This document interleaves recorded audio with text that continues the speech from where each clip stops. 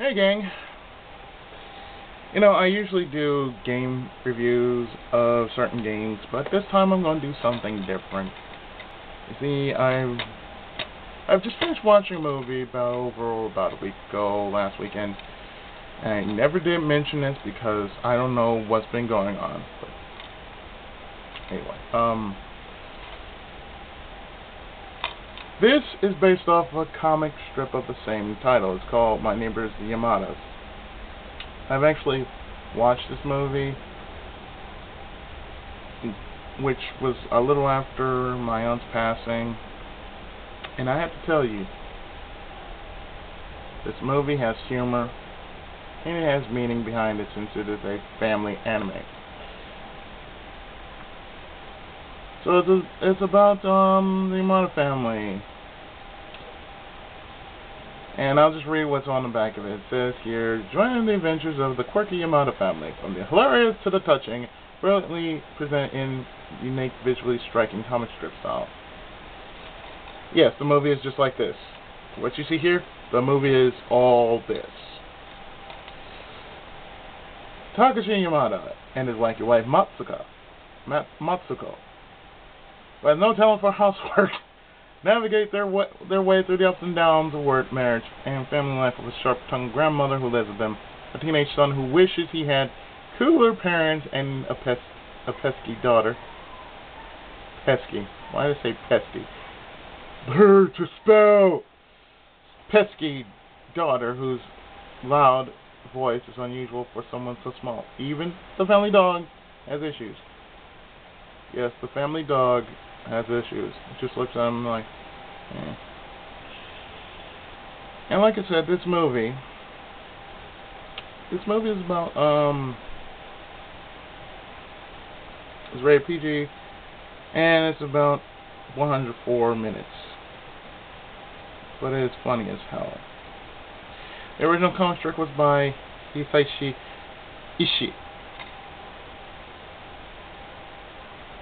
And I have to say, this is a very funny movie. Now, if you can actually find this movie at somewhere like a Costco or something, or somewhere that actually sells, anime movies, I recommend this as a good watch, a very good watch. If you want something to laugh at, this is good. I mean, this is very good. You'll be laughing from start to finish. Well, the funny thing is, you'll be laughing throughout the movie, except for the start point and the end point, which is about the same. So I just want to share a bit of the movie, and I'm going to tell you what I honestly think of it. Now, the movie starts off with the grandmother actually telling his son and daughter-in-law about what to expect through marriage, and what to expect out of life, and how to deal with a family. Basically, the whole thing is just fluid about the whole narrative between what life is going to be together and whatnot, and what family will be like, and everything else. They have little homages to classic tales like Momotaro, and even have a little poke at classic tokusatsu like Gecko Kamen, in which in the movie they say in text Kamen Rider. Think about this. Gecko Kamen, which is Moonlight Mask, which they say in the movie Kamen Rider, which was done by my idol Shotaro Ishinomori. I find it real funny. They made two references throughout the movie. Two references regarding Japanese folklore and tokusatsu. Oh, yeah, a little bit of Sentai too. They mentioned Power Rangers and they mention the Power Rangers. It's so funny. I mean, it is one of the movies in which you have to see for yourself. I mean, it's a fun movie, and what I find so interesting about it is when I actually saw the first parts of it, I had a moment to cry. I had a moment to cry because I thought about my grandmother, if she was still alive. And the funny thing is that I would imagine her talking to me when I have found the right woman to share my life with. She would be telling me this, and there'd be a grand ceremony because I'm the one who hasn't been snagged yet. I would kind of imagine that. So part of me was crying during that whole sequence. I got over it pretty quickly until the end came, and the father did the exact same thing as the grandmother did. Told his relatives the exact same thing. But he didn't. But the beautiful thing about it was he didn't need no script to do it. He was sweating. Of course, he was. At first he was sweating, and then after that, he just basically just went natural with it. It doesn't really need a script. Just tell it like it is. I liked it. Again, that reminded me of if my father was still alive, or if it was me, and I would tell my kid that who was getting married, he or she that would get married, I would tell them exactly what they should expect, what they should do. Not what to do, but what they should do. Namely, you're no longer a child, but you are an adult, and therefore, once you have met with adulthood, you must indeed go forth and do what needs to be done. Get married. Have a fruitful life. And whatever it is that you take on, you don't take it on alone, you take it together. That's exactly what I kind of got out of the gist of it. And of course, I cried because, I kind of thought, if my future was to be like that, after everything else, after being a famous author, an online personality, I didn't have anything else, I would tell my kid that.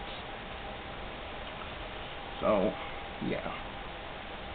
It was really a great movie. Really, I saw it in Japanese because I feel a movie like that should not be done in dub. It should be Japanese only.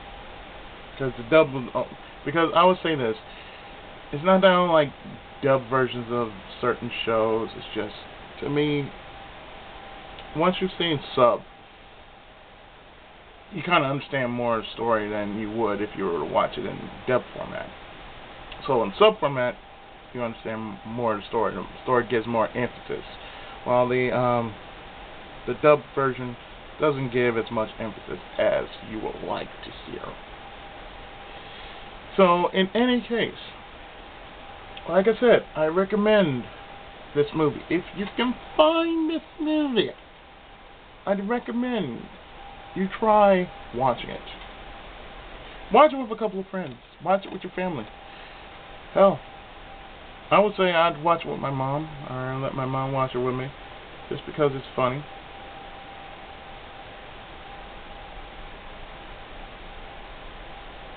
And so help me, if you say, this is crap, it ain't crap. I mean, just because you look at the title, just because the drawing is just like this, don't look at it as crap. Really. Most people who have artistic style like simplicity. So, as an artist myself, this simplicity at its finest. While it's not Nausicaa or Totoro or even Howl's Moving Castle, it is done by Studio Ghibli. And Studio Ghibli often dishes out some great films. This is one of the sweeter films that they ever brought out over here. And I'm surprised that nobody has ever mentioned this until, well, since ever. Like I said, I barely watch anime these days, but when I do, I usually just like to, relax while I'm watching anime. So this movie, My Neighbors the Yamadas, it is worth, when I bought this it was worth $12, but you could probably find it cheaper at some store, whether it be like somewhere like Big Lots or even Costco.